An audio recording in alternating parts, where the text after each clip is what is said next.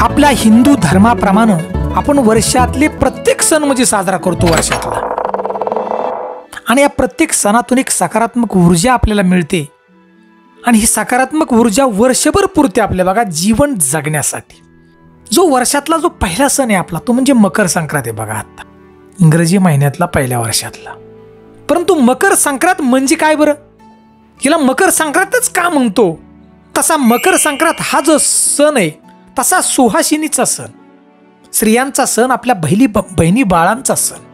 तर या मकर संक्रांतीविषयी आज आपण अगदी थोडक्यात माहिती जाणून घेणार आहोत की मकर संक्रांत कशावर बसून आली, पुण्यकाळ काय, दान काय करावं, या सगळ्या गोष्टींचा एक आढावा अगदी थोडक्यात घेणार आहोत।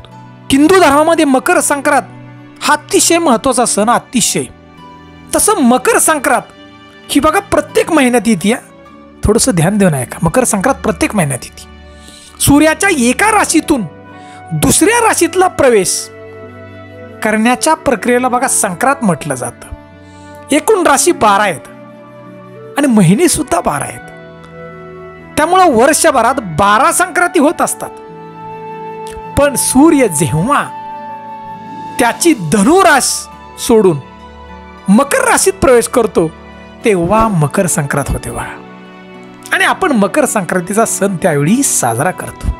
यामध्ये एक विशिष्ट गोष्ट आहे की मकर संक्रांतीच्या दिवसापासून सूर्याचं उत्तरायण सुरू होतं बघा। दर 6 महिन्याला सूर्याचं उत्तरायण आणि दक्षिणायन ही प्रक्रिया नेहमी होत असते बघा 6 महिन्यांनी। पण सूर्य पूर्वेला उगवतो हे आपल्या सगळ्यांनाच माहित आहे। पण मकर संक्रांतीच्या दिवशी जेव्हा उत्तरायण सुरू होतं तेव्हा सूर्य आपल्याला उगवताना जरा उत्तरेला झुकलेला दिसतो, व जेव्हा दक्षिणायन सुरू होतं तेव्हा तो मात्र दक्षिणेला झुकलेला असतो, आणि त्यामुळे उत्तरायण सुरू होतं बघा। मकर संक्रांतीला विशेष महत्व आहे।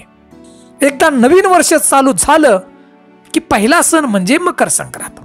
महिन्याप्रमाणे आपण गुढीपाडव्याला नवीन वर्ष म्हणतो, परंतु इंग्रजी महिने सुद्धा तसे महत्वाचे आहेत आजकाल आजच्या काळामध्ये। तर मराठी महिन्याप्रमाणे मकर संक्रांत पौष महिन्यात येते आणि इंग्रजी महिन्याप्रमाणे मकर संक्रांत ही जानेवारी महिन्यात येते। तर या वर्षी 15 जानेवारी सोमवारी मकर संक्रांत आहे। पाठीमागच्या वर्षी सुद्धा बघा 15 जानेवारीलाच मकर संक्रांत होती, परंतु या वर्षी सुद्धा आपली 15 जानेवारीला आहे। सूर्य 14 जानेवारी सोमवारी म्हणजेच शके 1945 मराठी महिन्याप्रमाणे पौष शुक्ल उत्तरात्री 2:42 धनु राशीतून मकर राशीत प्रवेश करतोय बघा सूर्य। 15 जानेवारी ही उदय तिथी आहे आपली, आणि आपण कोणताही सण हा उदय तिथीला साजरा करतो।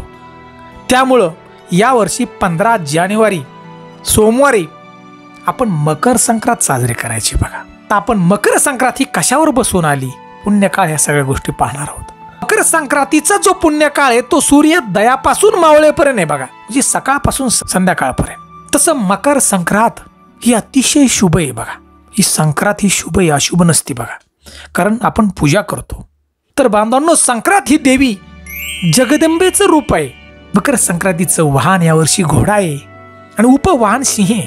तिने काळे वस्त्र परिधान केले, हातामध्ये भाला आहे, हळदीचा टिळा लावलाय, वयानवृद्ध आहे, ती बसलेली आहे, वासाकरिता दुर्वाहातात घेतलाय, चित्रान्न भक्षण करत आहे, तिची जाती ब्राह्मण आहे, पोषणार्थ सोने धारण केले आपल्या गळ्यामध्ये।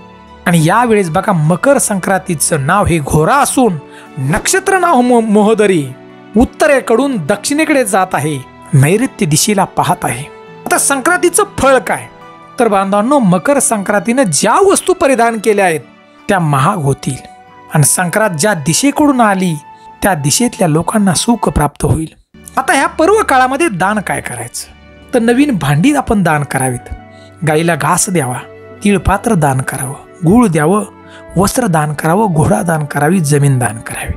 परंतु हे सांगण्याचा दृष्टिकोन आहे की आपल्याकडे परिस्थिती जी दान करण्याची, कपडे असो काही वस्तू असो, पण दान नक्की करा आपल्या परिस्थितीनुसार। तर संक्रांतीचा दुसरा दिवस म्हणजे किंक्रात। संक्रांतीच्या काळामध्ये काही वर्ज्य कामं करायचे, म्हणजे कामं काही करायची नाहीत, ते आपण थोडक्यात अगदी पाहू। दात घासायचं नाही, परंतु आजच्या काळात कोणी थांबणार आहे का? नाही। तर याला सोपा उपाय आपण कडुलिंबाच्या ज्या काड्या आहेत म्हणजे लिंबाच्या काड्या आणायच्या आणि त्यानं दात घासायचं बघा. आणि विशेष म्हणजे संक्रांतीच्या दिवशी कठोर बोलू नका कोणाला, घरामध्ये भांडणं करू नका आणि जुनी भांडणं विसरून एकमेकाला तिळगुळ लाडू द्या तिळाची आणि गोड गोड बोला. हे प्रत्येकाच्या तोंडून हे वाक्य यावं. त्या दिवशी आपण वृक्ष तोड करू नका, गवत तोडू नका, पानं फुलं हे तोडू नका. हे सगळ्या गोष्टी जेवढ्या टाळता येतील तेवढ्या आपण टाळा. खरं संक्रांतीच्या दिवशी आपल्या घरातली स्त्रिया बहिणी बाळा जे सुगडाचं पूजन करतो ते नक्की काय त्याचं रहस्य आपण अगदी थोडक्यात जाणू. सुगड पुसतो ना आपण मातीची, तिथले 5 सुगड आहेत ते तुळशी मातेचे आहेत आणि 5 आहेत ते स्त्रियांचे आहेत. जर या सुगडाचं पूजन केलं अगदी मनापासून आपल्या घरातील स्त्रियांनी सुहासिनींनी तर अखंड सौभाग्य प्राप्त होतं. एवढी ताकद या पूजनामध्ये बघा. संक्रांतीच्या वैभव प्राप्त होतं कारण 5 जी सुगड आहे ती तुळशी मातेची आहेत. या तुळशी मातेमध्ये एवढी ताकद आहे की अखंड सौभाग्य तुम्हाला प्राप्त करून देईल बघा. मनापासून पूजन करायचं बघ. आणि या सुगडामध्ये ज्या आपल्या मातीमध्ये पिकतंय आपल्या म्हणजे आपल्या शेतीमध्ये गव्हाच्या ओंब्या घ्या, हरभरा घ्या, ऊस घ्या, जे काय पिकल ते आपलं काळ्या आईमधून आपल्या ती त्याच्यामध्ये ठेवायचं ना अगदी मनोभावे पूजन करायचं. अगदी कुंकू वाहून हे साधं सोपं. घरातल्या प्रत्येक स्त्रियांनी कुठली मनामध्ये शंका न धरता संक्रांतीचं पूजन करा आणि आपला हा सण अगदी मनापासून साजरा करा. ही जर संक्रांतीची माहिती जर आपल्याला आवडली असेल तर आमच्या चॅनलला नक्की आपण लाईक करा. चॅनलवरती प्रथम असाल तर नक्की सबस्क्राईब करा आणि आम्हाला कमेंट म्हणून तिळगुळ घ्या आणि गोड बोला अशी एक कमेंट नक्की द्या बघा. जय हिंद, जय भारत.